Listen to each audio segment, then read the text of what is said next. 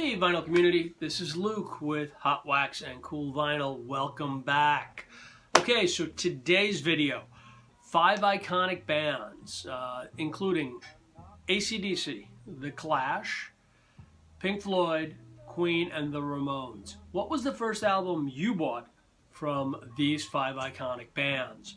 Now let's go over the first albums I bought. ACDC, first album, Back in Black. Bought this album because of You Shook Me All Night Long. When I was a teenager and this album had first come out, I really only knew You Shook Me All Night Long other than that song, and then subsequent Hell's Bells, because that came out. In the US it was You Shook Me All Night Long, had enough commercial success, and then they put out Hell's Bells. So those two songs, but other than those two songs from AC/DC's catalog, all I really knew, other than those two songs, were Dirty Deeds and TNT. But when I bought this record and I listened to the whole record, it was just, you know, if you're an AC/DC fan, you know what this is. It's a straightforward metal record. The lyrics are not overly complicated. Kind of the opposite, actually. But it's a, you know, the guitar riffs are strong, the drumming is strong, and the singing has always been, whether it's Scott or not on the albums, it's always been very, very strong. So this was the first album I bought from AC/DC, and it wound up making me so enjoy the band that I bought everything else they've done. So that was AC/DC. The second one, The Clash. The Clash is London Calling. Now, The Clash is actually my favorite band of all time. And this album is probably on my top 3 albums of all time. And there's a couple of different reasons why, without getting too into the inner workings of the mind of a then 17-year-old kid from Long Island. Suffice it to say that punk was really, really cool at the time, and it just resonated with me. I bought this album because of the song Train in Vain, and then I listened to the album, and I listened to it again and again and again, and I kind of read the lyrics from the lyric sheet, and just basically the whole album, I just got it, and so the minute after that, I ended up going out and buying their debut record, and then Give Them Enough Rope. And I have the entire Clash catalog, and basically I've seen them a couple times in concert. They were just, and they became my favorite band to this day. Fun fact about this record, for those of you who don't already know, even though it says it's 18 songs and there's only 18 songs listed on the credits, there's actually 19 songs on this record. The hidden hit of London Calling was actually the one that was the one that actually broke through and reached the top 40 charts, and that was Train in Vain. That is not, you will not find the song Train in Vain on this record listed anywhere. It is the 19th song of the 18 songs on this album. Fun fact on London Calling. Pink Floyd. Pink Floyd, The Wall. Now, I'm 55, so when The Wall came out, Dark Side of the Moon had already been out, and I listened to Money from Dark Side of the Moon. That was about the only thing I really knew from Pink Floyd. I really didn't know anything else. Wall comes out, and you know, another brick in the wall. Liked the song, and it had a great hook. You know, so I went out and bought the record. And of course, you know, like everything else, you listen to the album, you listen to your favorite songs, and you kind of play through the album. And, well, it was so,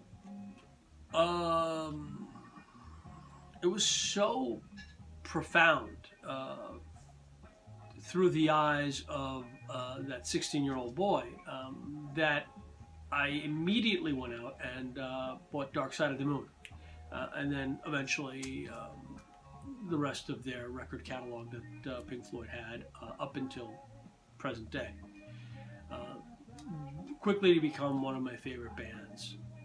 But Pink Floyd's The Wall is the one that started for me. That was the first Pink Floyd album I ever bought. This is not that record, by the way. None of these are. All my originals that I bought of these albums, I have long since destroyed. And these are all copies I've wound up buying over the years. Queen's News of the World. News of the World I wound up buying because of the song We Will Rock You. Not so much We Are the Champions, but We Will Rock You. And now, it's easy to say, easy to understand, to look back and say, yeah, well, but you have to understand, unless you're my age, We Will Rock You and We Are the Champions, the stadium anthems that they are now, they were just 2 songs when this first came out. So I went out and bought this Queen album, and up until then, Bohemian Rhapsody was really the only Queen song I knew.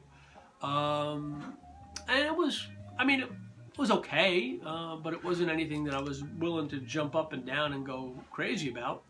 So I buy this album because of We Will Rock You and We Are the Champions, and I have to say, also because the cover was just so amazingly cool. It is such a great cover. But I play the album, and I hear Spread Your Wings. Automatically becomes my favorite song on the record. I don't know why. Maybe I could relate to it. I have no idea. Just I thought I find it to be a very well written, a very deep, very profound, and very personal song that they wrote. So, well, actually, Deacon wrote it. Wound up liking this record so much, and Freddie Mercury's voice so much, that I immediately went out and bought Sheer Heart Attack, which was my second Queen album. And then the subsequent, I think it was like Night of the Races or Jazz came out shortly thereafter. Nonetheless, Queen becomes one of my favorite bands, period, after that point. But this was the first album I bought from Queen. Lastly, the Ramones. Now, the story on End of the Century, which is probably not one of their most well-known albums, but it was my first Ramones album, and it was my first Ramones album because it came out, I had started getting into The Clash and early Blondie, and I knew who the Ramones were. I had heard Blitzkrieg Bop. I thought it was really pretty cool, but I really wasn't that into the Ramones or knew that much about them. So End of the Century comes out, and it comes out, and I buy the album really because of Rock and Roll High School, and this is Rock and Roll Radio. Those were the 2 songs I bought the album about. And as any Ramones fan knows, I'm listening to the album, and all of a sudden, every other song is just fantastic. And they're playing 1,000 miles an hour, with the exception of Danny Says, which is still one of my favorite Ramones songs. And so, okay, great. I love this so much. I bought the movie soundtrack as well, which is a great soundtrack. If you get a chance, buy it. It's not exact. It's pricey for soundtracks, but it's worth it. There's some really cool stuff on it. And I went out and bought Road to Ruin and Rocket to Russia. And I just automatically became a Ramones fan, and went out and bought all their catalog after that as well. So, 5 iconics, first albums of each, which caused me to go buy the rest of their record catalogs.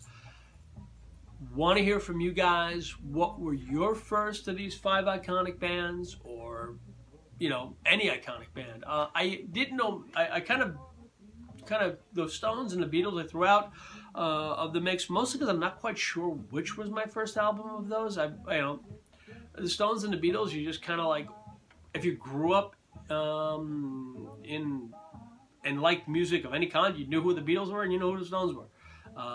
So it wasn't like I had to discover the rest of their catalog. I already knew they were great.